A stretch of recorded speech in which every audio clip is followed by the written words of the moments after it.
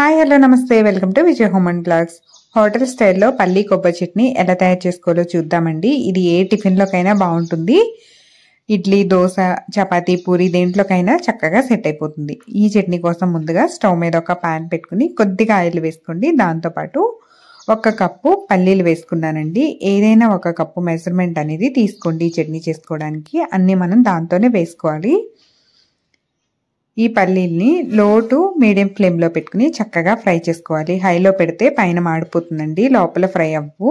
ఇవి సగం వరకు ఫ్రై అయిన తర్వాత మన కారానికి తగ్గట్టుగా పచ్చిమిర్చిని వేసుకుంటున్నాను.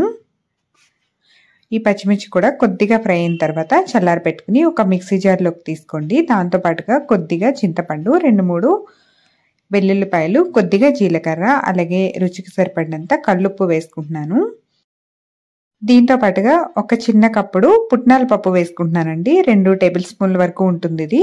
దీంతో పాటుగా సన్నగా తరిగిన పచ్చి కొబ్బరిని మనం పల్లీలు ఏ కప్పుతో తీసుకున్నామో అదే కప్పు కొలతతో తీసుకోండి. దీంట్లోనే కొద్దిగా వాటర్ చేర్చి చక్కగా గ్రైండ్ చేసుకోండి. మరీ మెత్తని పేస్ట్లా గ్రైండ్ చేయకూడదండి. కొంచెం పలుకు అనేది మనకి తెలుస్తూ ఉండాలి. ఆ విధంగా గ్రైండ్ చేసుకోవాలి. నేను ఇక్కడ గ్రైండ్ చేసిన తర్వాత చూపిస్తున్నాను చూడండి. చూసారు కదా, మనకి చట్నీ అయితే ఎంత చక్కగా రెడీ అయిపోయిందో. టేస్ట్ కూడా చాలా బాగుంటుందండి. నోటికి కమ్మగా ఏ టిఫిన్లోకైనా చక్కగా సెట్ అయిపోతుందండి. ఇడ్లీ, దోశ, ఉప్మా, చపాతీ, పూరి, వడ దేంట్లోకైనా సరే బాగుంటుంది ఈ చట్నీ. తప్పకుండా మీరు ట్రై చేసి చూడండి. ఎలా వచ్చిందనేది కూడా నాకు కామెంట్ సెక్షన్లో తెలియజేయండి.